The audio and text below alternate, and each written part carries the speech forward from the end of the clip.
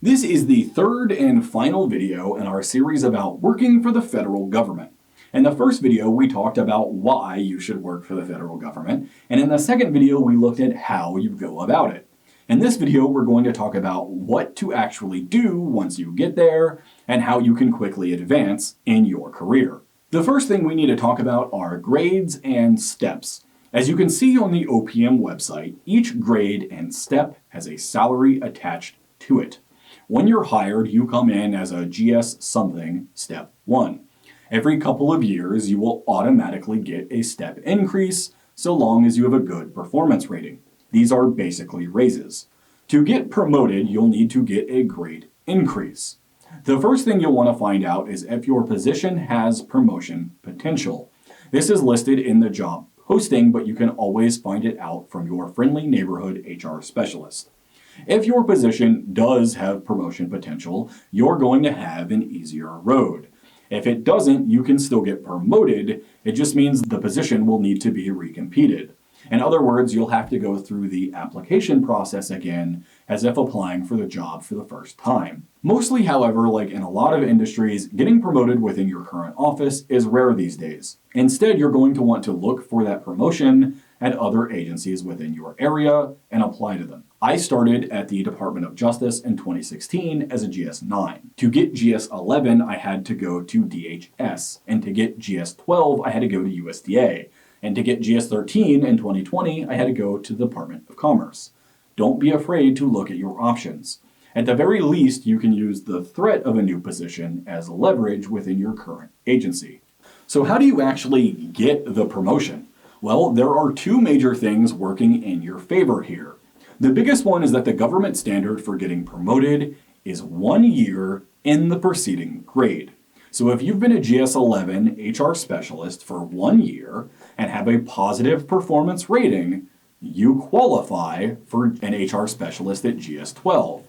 This does not mean your job owes you GS12. It just means you qualify. Just because I have a driver's license doesn't mean someone has to give me a car. So the first benefit you have is time. The second benefit you have is that everything government related is publicly available. So let's say you're a GS11 HR specialist who wants to apply for GS12. You can go onto USA Jobs, look up a GS12 HR specialist position, and see what the qualifications, duties, and requirements are. You should do this right away. Like your first day as a GS11, find out what the GS12 qualifications are. We'll get to why in a minute. The biggest advantage to you is that all of the information you need is out there. You just have to go find it and use it. Okay, so now that you've got a year in as a GS11 and you know what to look for in a GS12, how do you set yourself apart? Here is where we get into collateral duties and building towards those GS12 requirements.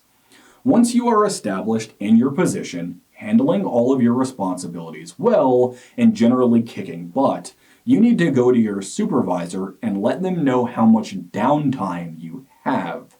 I usually do this in a daily or weekly metric. Tell your supervisor, I have roughly 2 hours a day of downtime, or there's about 4 hours a week where I'm not really busy. Is there anything I can help you with?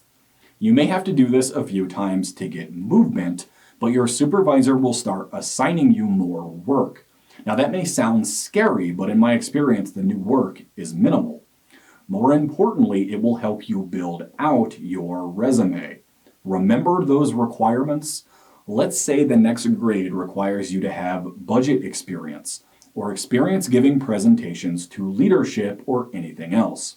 Well, you've got an entire year as a GS11 to get that experience on your resume. And you do it by getting more work from your supervisor.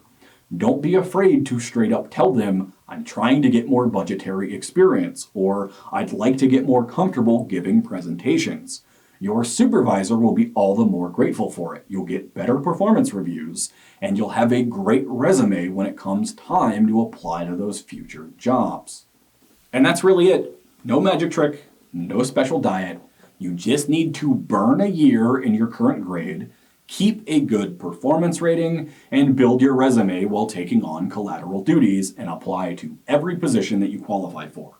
Using this system, I was able to go from a GS9 making $50,000 a year as a high school dropout with no college degree to a GS13 making over $100,000 a year in 4 years? All without any college debt, special certifications, or anything else. You put in the work and put yourself out there, you'll get promoted even if you have to go to another agency to find it. If you want a leg up in your government career, consider picking up my new book. Rebuilding the Executive pulls the government curtain back and gives you an inside look at how the executive branch actually functions at all levels of the chain of command, the limitations it faces, and what we can do to fix it. If you want to support the channel, you can pick it up on Amazon Kindle or Google Play. Thanks for watching, and I'll see you in the next video.